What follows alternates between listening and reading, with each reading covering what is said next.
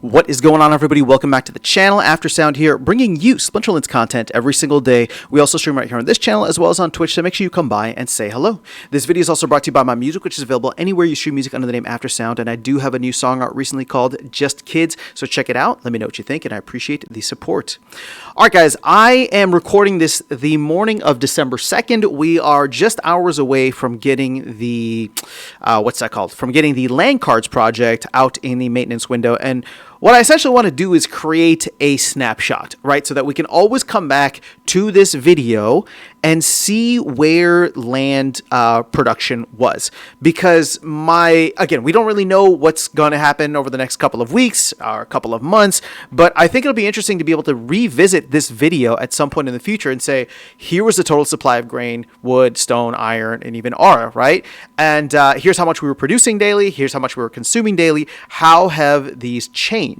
So that's essentially all I'm doing here. Obviously, I could also just take a screenshot, but I figured we could also talk a little bit more about how we've seen an increase in production on certain things, namely grain, right? Grain and I would say iron are the two ones that jump out to me the most. Now, I'm just doing this from memory, but recently I was talking about how grain was in a deficit, and that is no longer the case, right? We were in a deficit for a while, and then we were at parity, and I think I made a video about that, and then now we are actually in a surplus, meaning that we get about 3 million more grain produced per day than what is being consumed. So every resource is now inflationary in terms of just overall production versus consumption, right? There are other ways in which we're burning these resources, right? So, for example, we have the mage wagons that require natural resources. You have not Cinder, but the upcoming land cards, which will require the natural resources, and hopefully other things that the team adds in the future.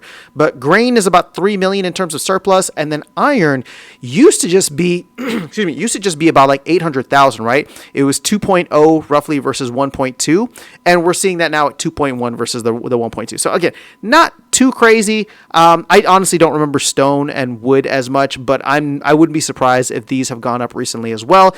My guess is that we have probably seen a move or shift away from SPS, aura, and research for this reason alone. Maybe not aura so much, just because we are going to burn a significant amount of aura. But, at the end of the day, like there's going to be, we're going to see stuff shift over time. And like I said, I just wanted to make this a little bit of a snapshot here. Now, I've talked a lot about land in my most recent videos. And I don't want my videos or my content to just become about land. It's something that I'm heavily enjoying myself, so there's like a natural inclination and interest.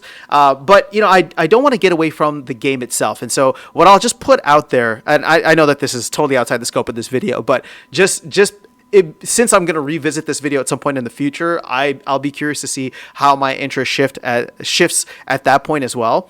But if you have ideas on how to stay engaged in other areas of the game, namely the TCG, right?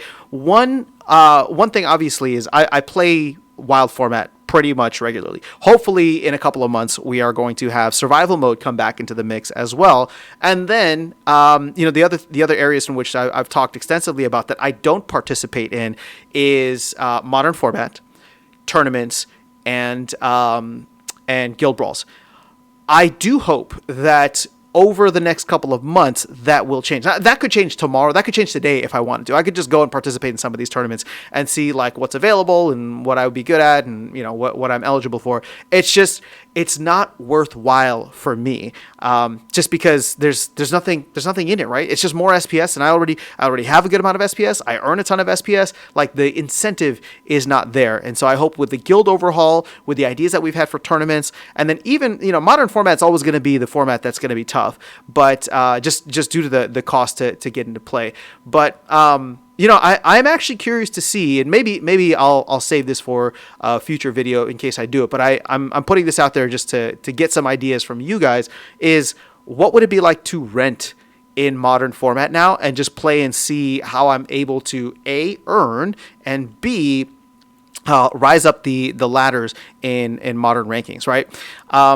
So at the end of the day, like, I don't think I'm going to be earning as much glint, which is what gets me away from modern format, or at least keeps me away from modern format, because I can earn way more glint using my energy. And again, energy is limited, right? So man, that's a tough one.